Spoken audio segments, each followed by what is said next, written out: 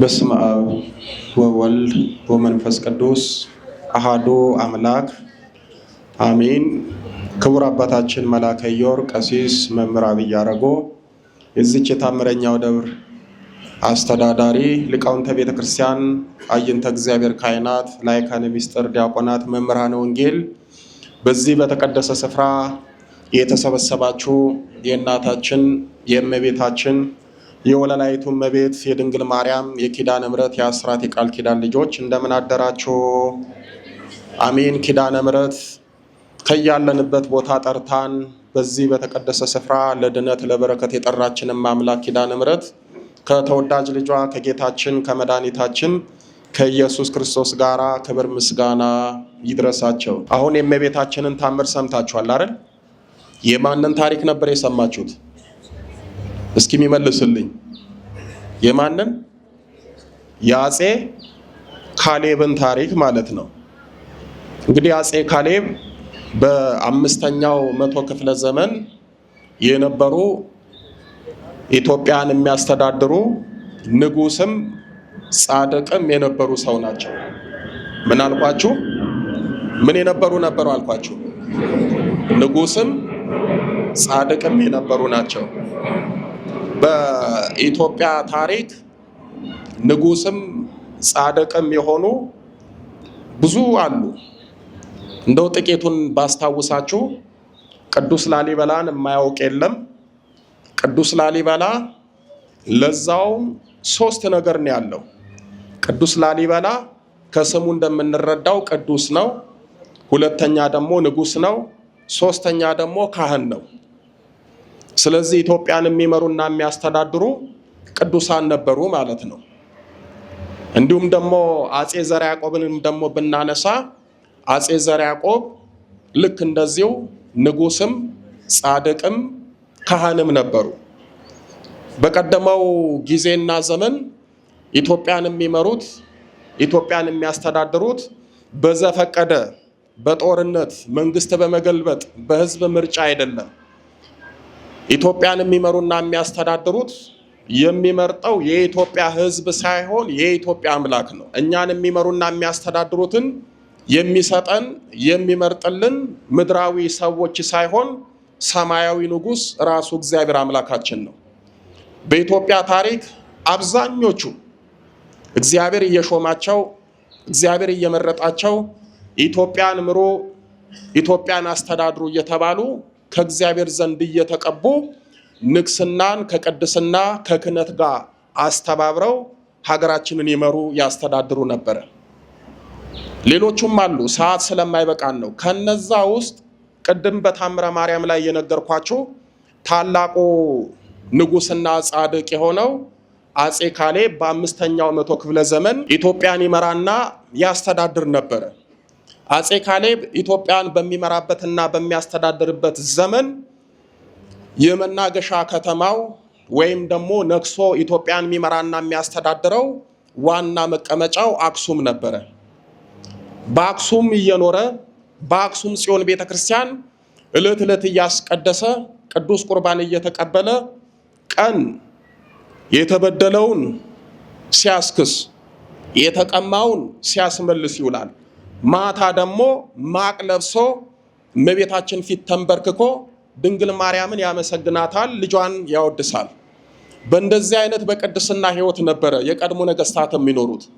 አፄ ካሌብ የኢትዮጵያን ህዝብ ይወዳል፣ ሀገሩን ይወዳል። ከዛ ደግሞ አልፎ ተርፎ እግዚአብሔርንና እናቱን ድንግል ማርያምን እጅግ በጣም አድርጎ ይወዳል። ላሳጠረላችሁና እሱ በነበረበት ዘመን ኢትዮጵያ በተደጋጋሚ በውጭም በውስጥም ብዙ ጦርነቶችን አስተናግዳለች። ነገር ግን አፄ ካሌብ በነገሰበት ዘመን ሀገራችን ኢትዮጵያ ውስጥ በጣም በሰላምና በፍቅር በእግዚአብሔር በረከት የሚኖርበት ጊዜ ነበረ። በኋላ ከታምሩ እንደሰማችሁት አንድ ነገር ተፈጠረ። ናግራን በሚባል በአሁኑ ጊዜ ደግሞ ስሟ ተቀይሮ የመን ትባላለች። በየመን አህዛብ የሆነ አንድ ፊንሃስ የተባለ አህዛባዊ ንጉስ ነበረ። ይሄ ንጉስ የሚያደርገው ምንድነው? የየመን ክርስቲያኖችን ያሳድዳል፣ ይገድላል፣ ይጨፈጭፋል። ይሄ ደግሞ አልበቃ ብሎት ደግሞ ክርስቲያኖች የሚያመልኩበትን ቅድስት ቤተክርስቲያንን ያፈርሳል፣ ያቃጥላል። በየቀኑ ብዙ ሰዎችን ይገላል። አጼ ካሌብ በነበረበት ዘመን በናግራን ሀገር 50,000 ክርስቲያኖች ከታምሩ እንደምትሰሙት ተገደሉ ሳይሆን ተጨፈጨፉ ነው የሚለው። ምናልባት መግደል አንድ ጊዜ ሊሆን ይችላል። መጨፍጨፍ ግን ያ ሰው ነፍሱ ከስጋው እስክትለይ ድረስ ብዙ መከራና ስቃይ አድርሰውበት እንዲሞት ማድረግ ነው። ስለዚህ የየመን ክርስቲያኖች ወይም ደግሞ የናግራን ሰማዕታት ብዙ ፈተናና መከራ ሲደርስባቸው ለዚህ ለአጼ ካሌብ ለንጉሱ ነገሩት። ሰማ። ከሰማ በኋላ በጣም አዘነ። አጼ ካሌብ ያዘነው ኢትዮጵያ ውስጥ ክርስቲያኖች ተጨፈጨፉ፣ ተገደሉ ብሎ አይደለም። በሰው ሀገር የሚኖሩት ክርስቶስን የሚያመልኩት ክርስቲያኖች ተገደሉ ብሎ ለራሱ ሕዝብና ሀገር ሳይሆን በሌላ ሀገር ለሚኖሩት ክርስቲያኖች እጅጉን አዘነ። ከዛ በኋላ ሄዶ እንዳይዋጋ እግዚአብሔር ነውና የሾመው፣ ፈቃድ እግዚአብሔር ያስፈልገዋል። ስለዚህ ምንድን ያደረገው? ቀጥታ ወደ አክሱም ቤተ መንግስት ገባና በእናቱ በድንግል ማርያም ስዕል ፊት ተንበረከከና እመቤቴ ሆይ ይሄ ፊናስ የተባለው አላዊ ንጉስ የክርስቶስን ልጆች አንቺን ልጆች እየገደለ እየጨፈጨፈ ነው። ስለዚህ በክርስቲያኖች መገደል እጅጉን በጣም አዝኛለሁ። ስለዚህ ሄጄ መበቀል እፈልጋለሁ። ነገር ግን እንዶ በጦርነቱ ልጅሽ እንዲያግዘኝ አንቺም እንድትረጅኝ ይፈልጋለሁ ብሎ በእመቤታችን ስዕል ፊት ደም እንባ አነባ፣ አለቀሰ። የዛሬ መሪ ለኛ ያለቅሳሉ ወይስ እኛን ያስለቅሳሉ?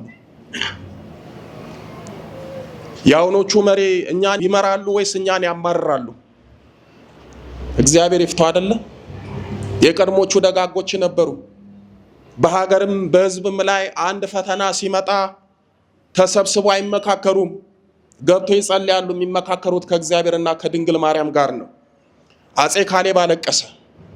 ማልቀስ ብቻ አይደለም፣ እመቤታችንን እንደሰማችሁት በብዙ ነገር ተማጸነና ላሳጥርላችሁና መጨረሻ ላይ አንዲት ነገር ብቻ ጸለየ። ምን አለ?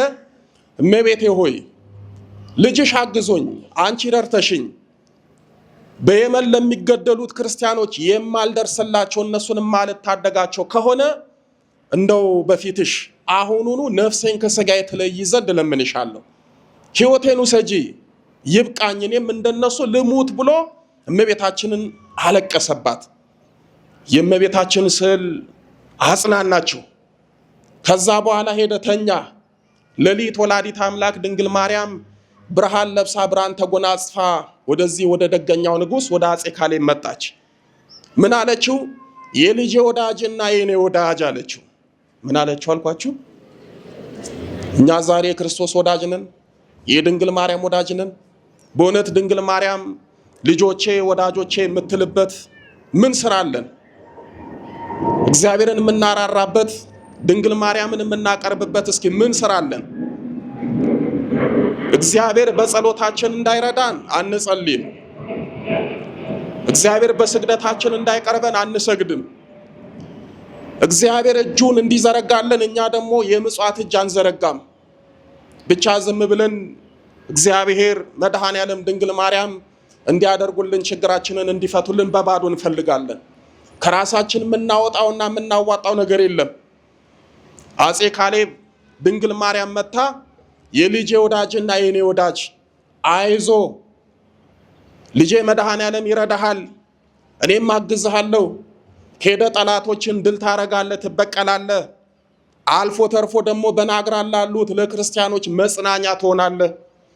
ነገር ግን እነሆ በየብስ ወይም ደግሞ በመሬት ስትመጣ ጠላቶች አይተው እንዳይሸሹ እንዳይፈሩ ልጄ በታምራት መሬቱን ስታማት ምልክት ታገኛለህ፣ በመሬት ውስጥ መንገድ ታገኛለህ። በዛ ሄደ ከኢትዮጵያ የተነሳ ናግራን ወይም ደግሞ የመን ትወጣለህ። እዛ ብቅ ስትል ደግሞ ጠላቶችን ታገኛለህ፣ ትደመስሳለህ። እኔም አልለይም ሄድ።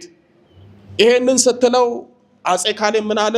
እመቤቴ ሆይ በእውነት የነገርሽኝ ቃል የሚፈጸም ከሆነ እኔም ሄጄ ደግሞ ለናግራን ክርስቲያኖች የምደርስላቸው፣ የምበቀልላቸው፣ የማጽናናቸው ከአሕዛብ እጅ የማድናቸው ከሆነ በእውነት አንቺ እንዲህ ቃል እንደገባሽልኝ እኔም ደግሞ ቃል ገባለሁ። ከዚህ በኋላ ከጦርነቱ በሰላም ብመለስ ሕያው እግዚአብሔር ልጅሽ ምስክሬ ነው፣ ከዚህ በኋላ አልነግስም፣ ህዝቡንም አላስተዳድርም፣ ማቄን ጨርቄን ሳልል ልብሰ መንግስቴንም አውልቄ ዓለምንም ንቄ ገዳም ገብቼ አንቺን አመሰግናለሁ ብሎ ተሳለ። የአፄ ካሌብ ስለት ለራሱ አይደለም ለሰው ነው። አፄ ካሌብ ለራሱ አይደለም የተሳለው የለመነው፣ በሰው ሀገር ለሚገደሉት በግፍ ለሚሞቱት ክርስቲያኖች ነው።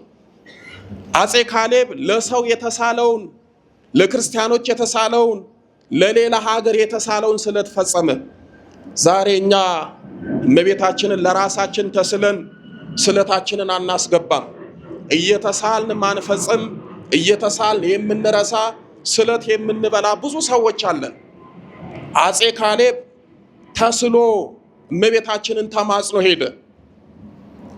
ድንግል ማርያም እንደነገረችው በአንድ ቦታ ላይ የመስቀል ምልክት አገኘ። ያንን የመስቀል ምልክት ጠረግ ጠረግ ሲያደርግ ከስር መሬቱ መንገድ ነው። 70 ሺህ ወታደር አሰለፈ። እሱ እየመራ እነሱ እየተከተሉት በዛ በመሬት ውስጥ ለውስጥ ቀጥታ ከኢትዮጵያ እስከ የመን እስከ ናግራን ድረስ ሄደ። በዛም ሀገር ደረሰ። በዛ ቦታ ላይ ሲደርስ የከተማይቱን ግንብ ይላል የእግዚአብሔር መልአክ ከፈተለት። ሲከፍትለት ከብቃቱ የተነሳ አየው መልአኩን ይላል። የድሮ ነገስታት ብቃት ነበራቸው። አይደለም የኛን ችግር ቅዱሳን መላእክትን ያያሉ። አይደለም የኛን ችግር የሰው ሀገርን ችግር ይፈታሉ። መልአኩን አየ። የእግዚአብሔርን መልአክ ሲያይ ደስ አለው። ወደ ከተማው ገባ። ፊናስና ሰራዊቶቹን በሙሉ አገኛቸው። ተዋጋ፣ ድል ነሳቸው። ክርስቲያኖችን እንደጨፈጨፈ እነሱም ሞቱ። የናግራን ሰማዕታት በሰማዕትነት ያረፉት፣ ከዛ ደግሞ የተረፉት ሁሉም ተጽናኑ። አፄ ካሌብ ከፊናስ እጅ ነፃ ወጣቸው። ያፈራረሰውን ቤተክርስቲያን በሙሉ ሰራላቸው፣ አጸናቸው፣ አስተማራቸው። ተመልሶ መጣ። ወደ ሀገሩ ተመልሶ ሲመጣ አክሱም ላይ የኢትዮጵያ ሕዝብ ድል አድርጎ ደግሶ በክብር ተቀበለው። ወደ ቤተ መንግስቱ ገባ። ለድንግል ማርያም ተስሎ ነበረ። እመቤቴ አግዘሽኝ፣ ልጅሽም ረድቶኝ ሄጄ በሰላም ደርሼ ተመልሻለሁ። ስለዚህ ከዚህ በኋላ ቃሌን ፈጽማለሁ ብሎ ልብሰ መንግስቱን አውልቆ ለዛውም ይላል በወርቅና በአልማዝ የተሰራ የከበረ ዘውድ ነበረው ይላል። ያንን ዘውድ አወለቀና ጌታ ሆይ አንተ ሰማያዊ ዘውድ ትሰጠኝ ዘንድ እነሆ ዘውዴን ላንተ ሰጥቻለሁ፣ አንተ ሰማያዊ ጸጋን ታለብሰኝ ዘንድ እነሆ ልብሰ መንግስቴን አውልቄያለሁ ብሎ በኢየሩሳሌም አባ ዮሐንስ ለሚባል ለሊቀ ጳጳስ ዘውዱን አወለቀና እውነት እኔ ኢየሱስ ክርስቶስን ወድጄ ዓለምን ንቄ እንደመነንኩ እሱ እንዲያው ይሄንን የአልማዝና የወርቅ ዘውድ ወስዳችሁ ክርስቶስ የተሰቀለበት ቀራንዮ ላይ አስቀምጡልኝ ብሎ ያንን የመሰለ የአልማዝና የወርቅ ዘውድ ላከ። ከዛ በኋላ አፄ ካሌብ ማንም ሳያየው እመቤታችንን ተማጸነና ሌሊት ሹልክ ብሎ ከቤተ መንግስቱ ወጣ። ከዛ በገዳም ገባ። የገባውን ገዳም ከአክሱም እልፍ ብሎ የአቡነ ጰንጠሌዎን ገዳም አለ። እዛ ገባና አንዲት እርኮት ወይም ደግሞ አንዲት ኮዳ ብቻ ይዞ እግዚአብሔር ያሳያችሁ። ወርቁ ሀብት ንብረቱ በእጁ ነው፣ ልብሱ በእጁ ነው፣ ገንዘቡ በእጁ ነው። ነገር ግን ዓለምን ንቆ ስለሄደ አንዳች ነገር ሳይዝ አንዲት የውሃ ኮዳ ብቻ ይዞ በዛችም ውሃ ሞልቶ ገብቶ ገዳም ገባ። በጾም በጸሎት በስግደት ተጋደለ።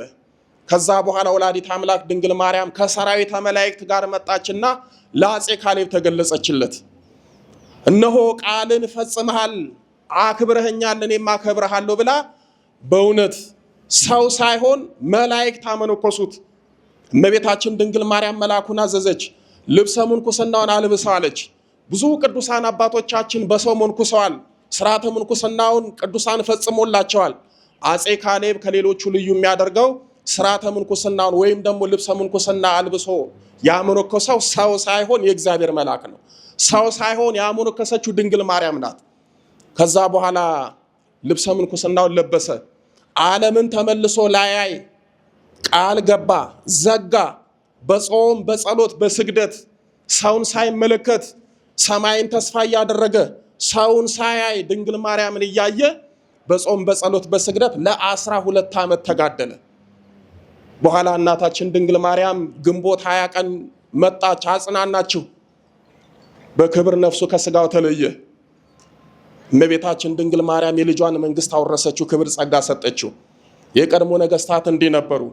አይደለም ለራሳቸው አይደለም ለህዝባቸው ለሌላ ሀገርና ለሌላ ህዝብ የሚተርፉ ነበሩ። በእውነት እግዚአብሔር አምላክ እንደዚህ አይነቱን ደጋጎቹን አባቶችና ነገስታቱን ይስጠን። የቀድሞውን የሀገራችንን ሞገሷን ይመልስልን። አጼ ካሌብ ሲባል ምናልባት ትምህርት ቤት አለው ታውቃላችሁ፣ በታሪክም ተምራችኋል። እነሱ የሚነግሯችሁ ሌላውን ነው። ለሀገራችን የዋለውን ለቤተ ክርስቲያን ያደረገውን ለናግራን ሰማዕታት የተረፈውን ቅድስናውን ገድሉን ማንም አይነግራችሁ። ዛሬ ቤተ ክርስቲያናችን በእውነት ከቅዱሳኑ አንዱ አድርጋው ወር በገባ በ20 ታስቧለች። ግንቦት 20 ቀን ደግሞ በዓለ ዕረፍቱ ነው ብላ ታከብራለች። እና እግዚአብሔር አምላክ የአጼ ካሌብን በረከት በሁላችን ላይ ያሳድርብን። እግዚአብሔር ስለ ቅዱሳኑ ብሎ ሁላችንንም ይቅር ይበለን ይማረን። አጼ ካሌብ የተሳለውን ፈጽሟል። ለዛውም ስለቱ በጣም ከባድ ነው።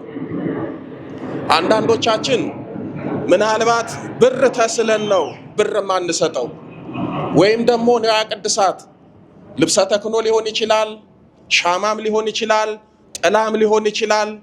ብቻ አንድ ነገር ተስለን ስለታችንን አናስገባም። አጼ ካሌብ የተሳለው እንደኔና እንደናንተ ጥላ አይደለም፣ ሻማ አይደለም፣ ልብሰ ተክህኖ አይደለም፣ ዕጣንና ዘቢብ አይደለም። የተሳለው ራሱን ነው።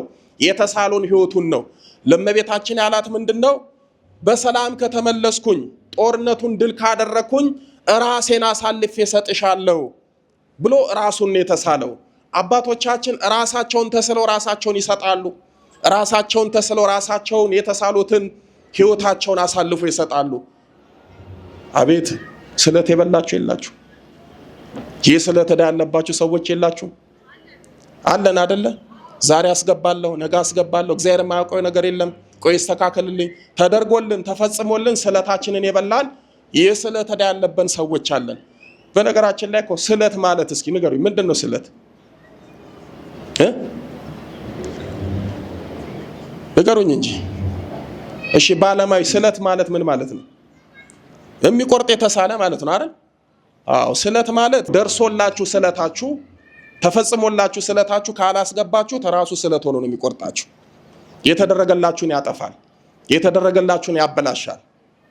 የተሳላችሁት ለእግዚአብሔር ከሆነ ለመድኃኔዓለም ከሆነ ለድንግል ማርያም ለቅዱሳን መላእክት ከሆነ ይህ ስለት አይኑርባችሁ። ስለት ተስላችሁ ዳይዛችሁ አትኑሩ። እንደ አጼ ካሌብ ስለታችሁን ከፈጸማችሁ ክብር ነው የምታገኙት። ተሳለ የተሻለውን አገኘ። እግዚአብሔር አምላክ ስለነሱ ብሎ ይቅር ይበለን። ወስብሐት ለእግዚአብሔር።